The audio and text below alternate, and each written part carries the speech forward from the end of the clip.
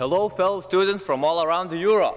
Good morning, everyone. Bonjour, kalimera σας. We come from Colegio Plurilingüe San José de la Guía, in Teis, Vigo, Galicia, Spain. Dear ladies and gentlemen, my name is Merel Liebrecht. I am 18 years old and I represent the Netherlands and my school, de Waardenborg. Hi everyone. We are a group from a small town called Żywiec in south-central Poland. We are from Portugal, a country you should visit for several reasons.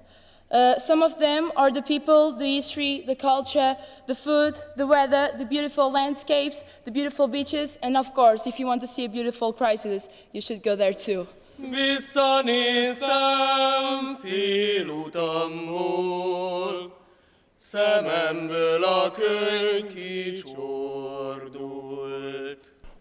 Today we're here to discuss and exchange our ideas, swap our ideas, and we can do that freely, irrespective of where we come from and of our social background. We're all happy to be here with students from all around Europe in this chamber, which consists a symbol of unity and democracy. We are awfully proud to be here with you today, and this image of you standing in front of us can be hardly removed from our memory from now on. Thank you, merci, mulțumesc.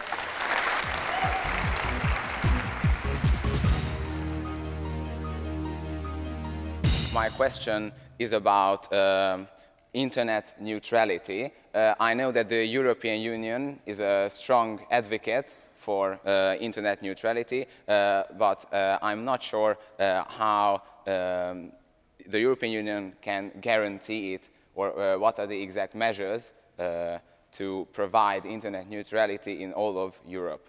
What are the possibilities of the conflict in Ukraine to evolve into the most feared Third World War, and how can we do something to prevent it? What is the EU position about the initiative for basic income? And I would like to ask about the EU's standpoint in connection with the freedom of speech in the press, especially. So, is the EU in favor of the completely unrestricted freedom of speech in the press, or in favor of the restricted freedom of speech? Thank you. What's the European Union attitude towards the refugee crisis, and what are the measures to prevent another crisis in the future? I did not learn enough about the EU in school to know for who to vote or what actually those constitutions are doing. So, I mean, we hear no, but not everyone has the same opportunity to participate in the Euroscola project, and probably not everyone is as engaged as we are.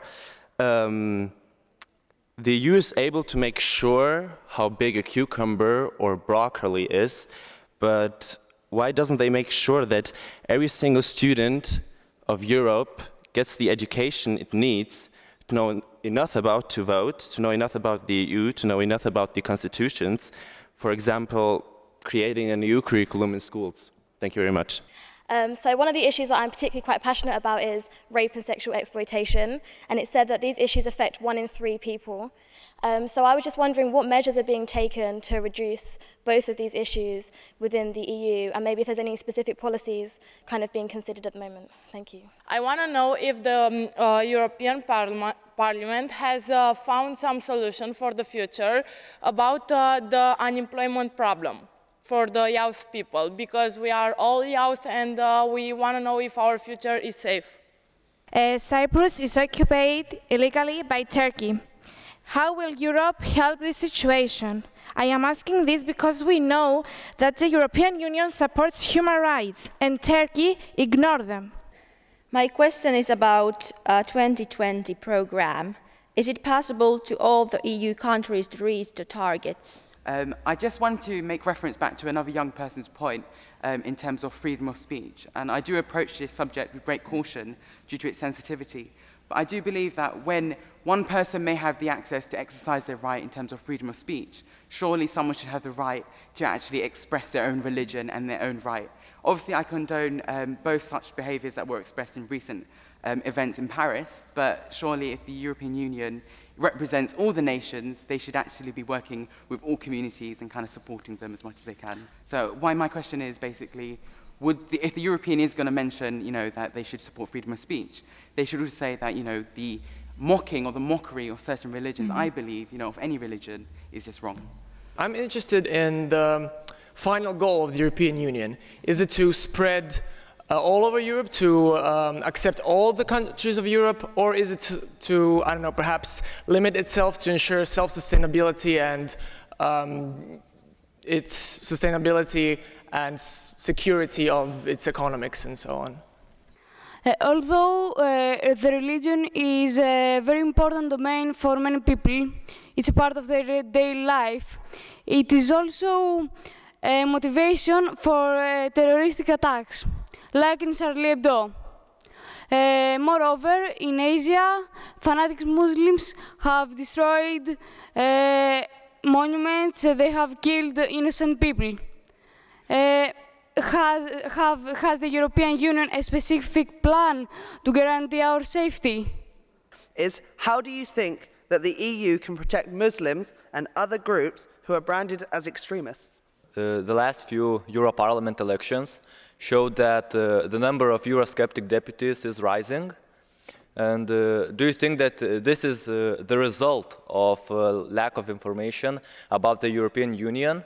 And is the European Union ready to confront the possible danger of disruption within the Union itself? As we all know, a lot of immigrants from war-afflicted countries are moving to Europe. Do you think that European economy, which has been affected by a crisis in the past few years, can handle this? Moreover, how will society face this immigration wave, considering that there has been significant percentage rise of extreme right-wing parties, while the financial state of European citizens is getting worse? Which measures could be taken to protect both European citizens and immigrants seeking a better life? As it has been seen in the previous months, it has been falling relative to other major currencies, which could lead to, in the worst case scenario, to the downfall of euro as a currency.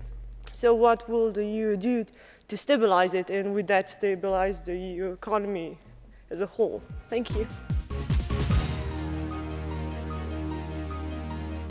We were discussing on EU cooperations in this topic. EU cooperations on that how should the European Union, the states of the European Union contribute. We were discussing that we all should know what kind of problems, what kind of issues of environment are there all around Europe, all around the states of the European Union, not just our own. Of course, it's really, really important to know what happens environmentally in our own country. However, we should know all about the problems, so we have to really know what happens in Europe. And then I would like to move on to the second question we were discussing, that how can we make real sustainable energy? First one was, of course, to use all the alternatives, the wind energy, the solar energy, and I think all of you know these type of energy resources we could use in an eco-friendly ways, and we also would recommend the government to go for it and use not just solar and wind energy and these kind of things, but also the sources of energy which are not really well known. So we should protect nature by what nature gives us. So that's how we would like to put in also wave energy and biomass energy. We should firstly take care of ourselves. This will enable us to give more aid to countries in need. Solving Europe's economic crisis would also help to eradicate poverty, still striking more than 1.2 billion hungry children. Thus helping this would have a much bigger impact. The main idea that we proposed is to invest in development of infrastructure, which means investing in small businesses. And this would lead to the expenditure of businesses and thus to the creation of jobs. Giving money is simply not good enough. We also have to educate people. And this is how we can achieve universal poverty eradication. We've also talked about how advertising can be a major benefit for development of third world countries. By advertising, we can make people aware of the situation in third world countries. But again, we need to take care of ourselves and solve the economic crisis. Fundamentally, we want to introduce a different defense system, a new defense system, a defense system which has never been tried before, something which will completely change the face of the European Union, we believe. Instead of having single nation armies, we want to create a united army, a peace corps rather. Something that we can defend our union with. We do not want individual countries. We are a union, we are together, we are united. Each country will provide an army or part of their army to our peace corps. It will be in the capital where our parliament is, in France, in Strasbourg here. The USA is a strong army. The USA is a strong country. I think we can universally agree. They are not divided. Although they have a state system, although they have a federal system, the states, although they are separate, they do not have their own armies. Much as we are proposing to have one army, the United States has a single army, and some would consider the United States of America to be the single strongest country in the entire world. Although we would be strengthened by the fact that each individual country would keep its army, a united army would strengthen the entire union. I would just like to ask, do we even need a common army? Because as you were talking about before, about the United States Army, we know that the United States get a lot of critics and how much they spend too much on their armies and their military. Do we even have a threat that the European Union will actually be attacked? Or, I mean, attacked to that scale that we would need our own army? I think that money should be used on other problems that are much more problematic at this time. And, of course, in the future, as is in employment. Education, as we stated, and also that, is there even a need for the European Union to have its own army? Thank you.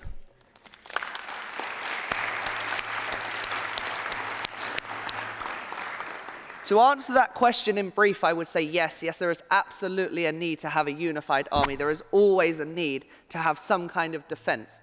In my opinion, and in the opinion of my group, a unified army, although expensive, is a move to create a more unified union. And I need to mention the words unified union. How can we need a unified union? We are not unified at the moment. We are not unified because we are separate. We are separate in defense, we are separate in education. These matters need to be dealt with, and although expensive in the short run, surely creating a more powerful institution will benefit us in the long run. I think we all forgot that our ancestors fought for this right. They fought for this right to vote. They fought for it, they died for it. And now we take it for granted that we are able to vote, but it's actually not. It's a privilege. And I think people should make use of it. And we need to remind them, we need to encourage them, and through real information, true information. But how we can achieve that also, not only by shutting the door for politicians and donating money to newspapers, but we can also do that through unclassifying government documents. Sometimes people start watching news or reading newspapers. Why? Because they don't know who to believe. But just imagine how it would be like if you would have access to all government documents. Just imagine how it would be like if you could see where your tax money is going at, where you see where it's going to spend at. And that was actually our basic idea, a Freedom of Information Act, where all governments have to open their archives and their documents to the citizen of the European Union. And it's not only their right, but it's the obligation to the European Union that their citizens are well informed and that they have to make sure that there's no disclosure. A well-informed citizenry is the lifeblood of a democracy. And in all arenas of government, information, particularly timely information, is the currency of power. I believe that freedom of information is so vital that only the international security, and only the international security, not the desire of public officials or private citizens, should determine when it must be restricted. You said you want to open all the documents to public. There's a problem. Do you actually think that anyone would read them? Why do you think that someone will have enough time to go through, I don't know, hundreds and hundreds of pages of this? No one cares about this, I think. When the whole stuff with Snowden came out, where all those documents were revealed to the public, wasn't whole Europe screaming, the whole world? Weren't there actually being involved the first time since a long time in those international affairs?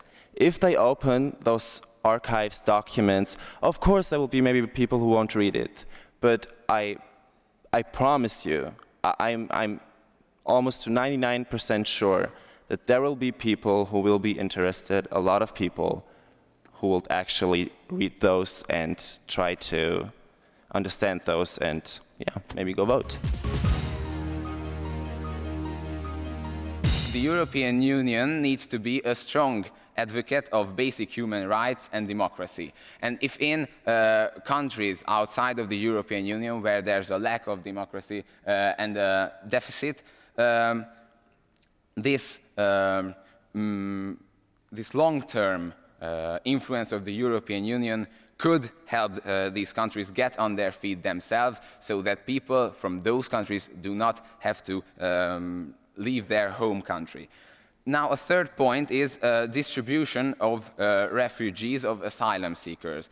Right now, the border countries bear most of the responsibilities and the hardships of immigration, and there must be, as we think, European coordination, so-called asylum coordination, where member countries who are not, that are not border countries can as well take their part through solidarity in this process.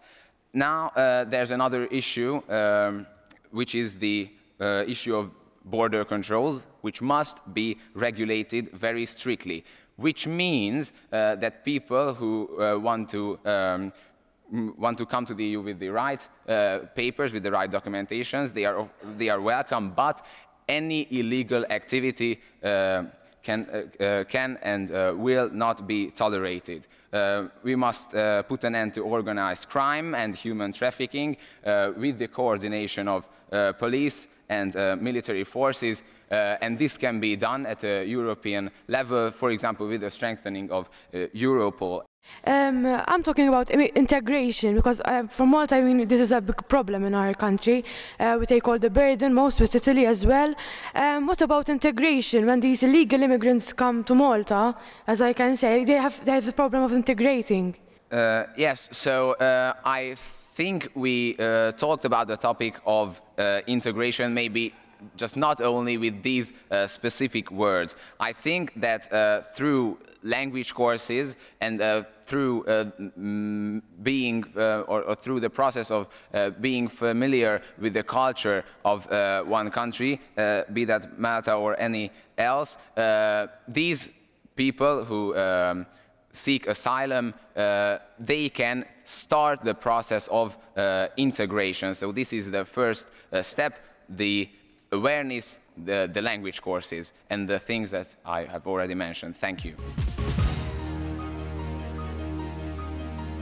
The first one that we spoke about was more internships and apprenticeships provided across Europe, and they'll be subsidized by the European Union. These will give young people experience, and it means that young people and adults can share experience with each other and share knowledge. There will also be, and this is our second promise, more education within schools. So young people have a better understanding of careers and a better understanding of other options, not just jobs, but also things like apprenticeships, traineeships, etc. We also want to teach young people about business and entrepreneurships. So if there isn't jobs, young people can learn how to not only create their own, but to become their own employer. The third thing that we spoke about, and this was our most controversial debate, was about the minimum wage. And we finally agreed that within the EU, every EU member state would set a minimum wage, and they were presented here to all the other EU member states, and they would be voted on, so that every EU has a satisfactory, acceptable, and fair minimum wage. And this would reduce exploitation and kind of corruption within the employment system, so everyone is paid a fair amount. Hi again. So I like your plan. It's really nice to, you know, further the education of young people and so on. But the problem is, it's not that kids are dumb and that they're not smart enough, that they need more education. It's the problem that there's no jobs. And by educating young people, we can't get more jobs, unfortunately. That's the way it is.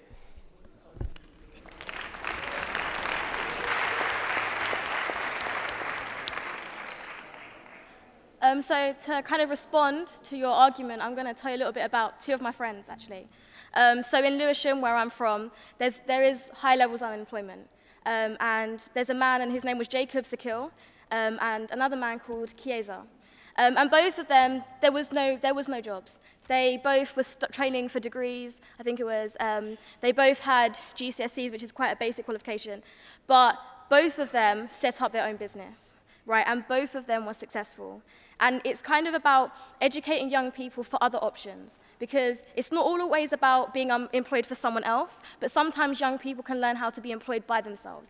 So one of them had a catering business. This was Jacob, called American Bites, because it's from America, right? Very exciting, very original within the UK. That was hugely successful because we don't really have that many of them in our borough.